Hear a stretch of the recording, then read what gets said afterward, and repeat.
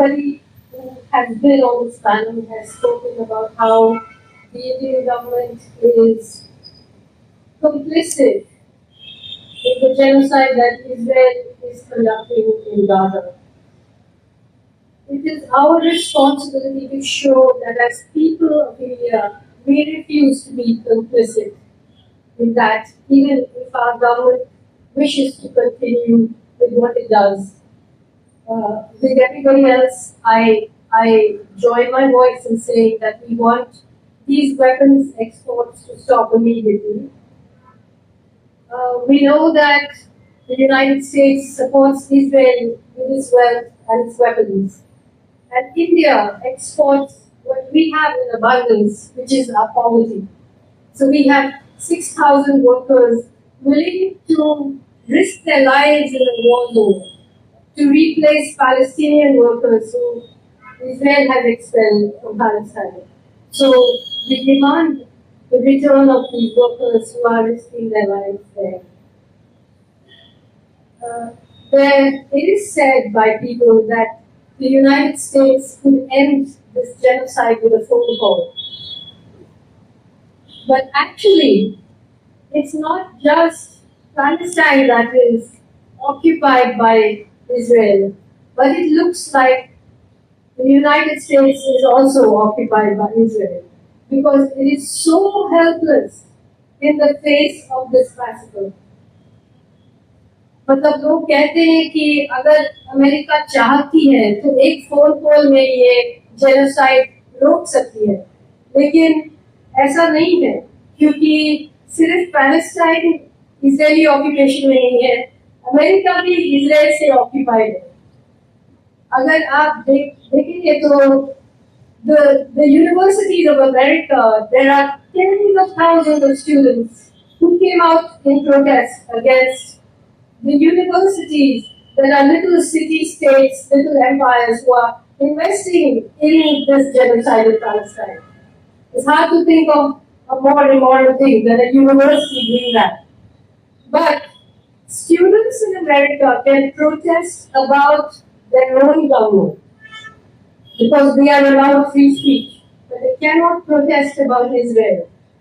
When they protest about Israel, the students and the teachers are beaten, are arrested, are attacked by policemen on horses.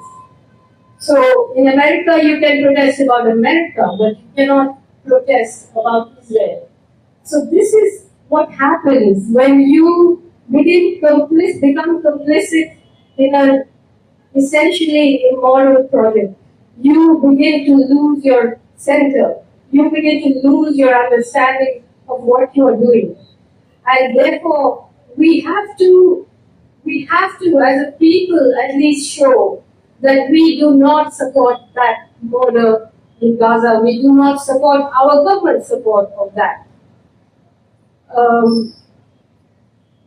What is happening in Gaza, it is not just the murder of common citizens. It's not just the murder of tens of thousands of women and children. It is the bombing of hospitals, the destruction of universities, the destruction of archives, the attempt to erase the very memory that people have of that place. It is a genocide like no other because it's taking place on live TV. And it is a genocide where, not since the Second World War, have so many journalists been killed.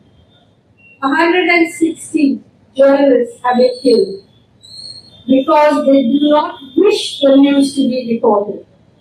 It is a great shame that in our country, the news from Gaza is not reported. It's not reported. It's not on the front pages of our papers. It's not on our television channels. It's a really terrible shame. As many have said, India used to be a country that supported the people of Palestine in their struggle for freedom. I was in Beirut just a few weeks ago. Beirut is just a few hours' drive from Gaza. You can smell the rage and the blood and the anger and the dust and the hatred on the breeze now in Beirut. I was speaking at a big university, and another speaker who was speaking with me was a Palestinian surgeon. His name was Dr. Ghassan Abu Sita. Please look him up. He flew to Gaza. He practices in London. He's a trauma surgeon. And he flew to Gaza on October 8th because he knew what was going to happen there. And he spoke. I mean, just imagine this. He spoke about how many amputations he had done on children without anesthesia. Can you try and imagine that? Cutting off a child's arm or leg without anesthesia. This is what is going on there. His wife, who's Palestinian, told me about how her 70-year-old father, who's a farmer in Gaza, had all his old olive trees were burned, all his animals were killed. He was arrested. He was attacked by dogs in the internment camp. 70-year-old man. Now, this is the level of what is happening in that place. And all of it is known. All of it is known. And everywhere, even in the US, whether it's in England, whether it's in Spain, whether it's in Ireland, whether it's in France, everywhere the people are standing up against the government support for Palestine. But we are not standing up against our government support. This is such a shame.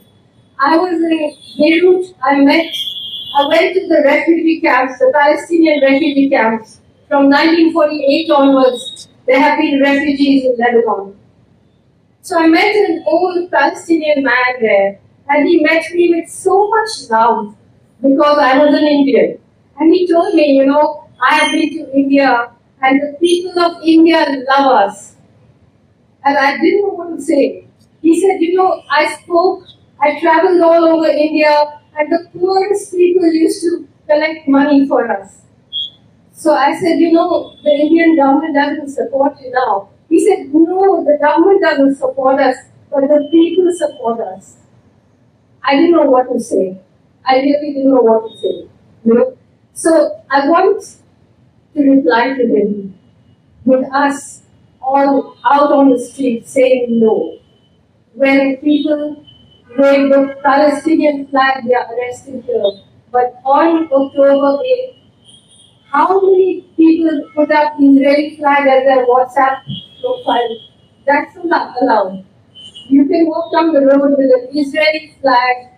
You can walk down the road justifying genocide. You can use that genocide to support what you hope could turn into a genocide here. That's all fine. But you cannot stand up for the right thing in this country. But times have changed and we must stand up. We must refuse. This is such a wonderful initiative to just say that we will not support the export of weapons or any kind of aid or the export of Indian workers to replace Palestinians in Israel. Thank you.